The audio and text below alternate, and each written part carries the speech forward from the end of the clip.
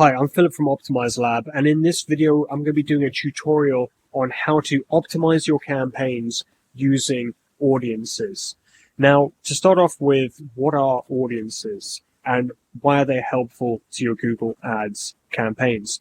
Well, Google Ads has a number of, should we call them buckets, made up of different users on their platforms who fall into certain categories, i.e. people who are interested in certain products, certain services, and certain subjects.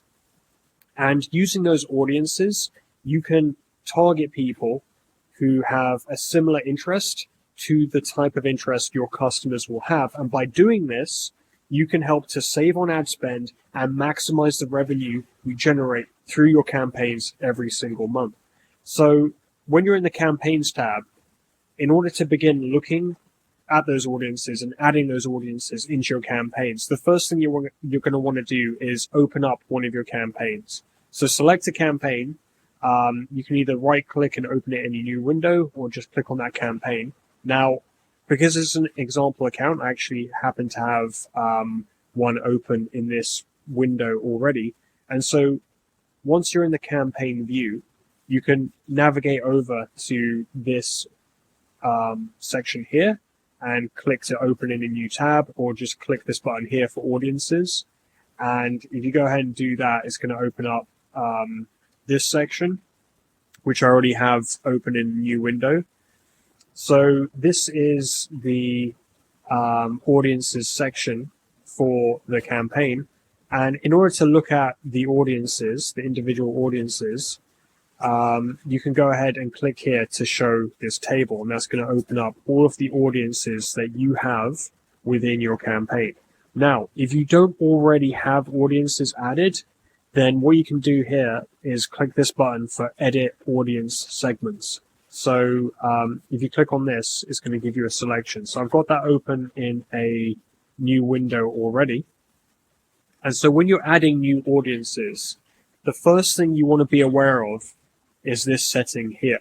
So you have the option to target these audiences. And if you click here where it says targeting, that means that your ads will only show to individuals who are in one of the audiences that you've selected. So this is going to narrow your field of targeting and is going to reduce the amount of reach or overall traffic that your campaign can generate. Now, if you click the second option here, which is called observation, what that means is this audience will be added to your campaign, but you'll be targeting anybody in or outside of that audience. So what it's going to do is it's going to track how many people who are targeted within your campaign fall into one of these audience categories, and then show you how those audiences have performed. So then you can make adjustments based on that data you're seeing. But using this method won't restrict your traffic just to those audiences. So that's why this is the recommended setting, because it guarantees that you're not stripping out good traffic that you could be generating just because Google doesn't know if some of that traffic falls into one of these categories. So once you've made sure you've selected observation, what you can go and do is search in this section here for audiences that Google already has pre-existing that are relevant to your business. So because this particular example account is related to investment, what I'm going to go ahead and do is just type in investment here. So once I've typed in investment, you're going to see that a load of relevant audiences are going to load up here, and then I can begin to add those in, any that I believe are going to be related to the product or service that this campaign is going to be promoting. So we can scroll down here and we can see there are a number of in-market audiences, meaning that that person is in the market to purchase one of these services. So we've got financial services here, we've got mortgages, we've got business loans. And it's important when we're reviewing this to realize that just because I'm clicking on mortgage, that doesn't mean that this campaign has to be set up to promote mortgages. That's not what we're doing here. We're just deciding that somebody who is in the market for purchasing a mortgage may be more likely to be interested in this product or service, which is an investment product, than somebody who is never interested in mortgages. That's all we're doing here. And so we're not actively spending more for somebody who wants a mortgage yet. We're just observing how somebody who wants a mortgage performs within our campaign.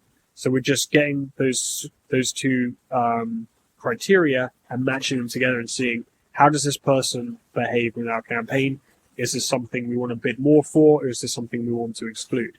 So anything relevant, you can go ahead and add in. So for example, we might want to add in estate planning. We could add that in. I mean, it's not necessarily relevant to this particular campaign, but we can add these in and it won't have a negative effect on your campaign until you follow the next step, which is adding bid adjustments, which you don't need to do right now. So once you've selected all of the demographics that you're interested in, you can go ahead and click save, and then they'll be added into the report within the audiences tab. So if we just go back to that tab quickly, this is where you'll see your audiences showing up. And you can begin to look at, how do these audiences perform compared to other audiences and compared to the overall performance of your campaign. So for example, we can see that financial services, investment services, this audience here, we can see that that has a higher cost per conversion of £296 than the average for the segments, which is 200, and for the average of the overall account, which is 215. So what that tells us is, over this sample, which in this example, obviously it's a small number of clicks, but we're just looking at this as an example. Generally, we would want a lot more clicks in order to make a decision and and to sort of confirm that is the effect we're seeing. But just for the sake of argument, for this example, we can see here that the cost per conversion is higher. And so in this instance, if this is the data we're seeing over a large sample, we may well decide that actually this audience tends to underperform versus other audiences and tends to underperform versus the general performance of the campaign. So what we can go and do as a result of that is we can adjust the bids for this audience. So because we're seeing a higher cost per conversion, in order to reduce that cost per conversion, what we can do is reduce our bids. Because if we reduce our bids, we're going to have a lower average cost per click. And because we generate traffic at a lower cost, then the average cost for a conversion is going to go down. So we can go ahead and decrease that bid for the sake of argument by 25%. So we're going to go ahead and decrease it and click save. And then what we're noticing here is the bid adjustment is now minus 25%. So that's useful. Now, on the other hand, we may notice that some audiences, for example, this one, banking and finance, has a cost per conversion of £154.99, which is lower than the average cost per conversion for the campaign. So we may choose to actually bid higher for this one.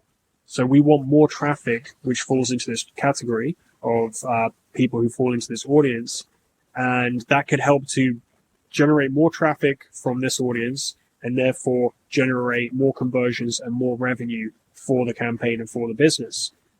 So what we're going to go ahead and do as a result of that, we're going to increase the bids, and for the sake of argument, we could increase that by 30% and click save.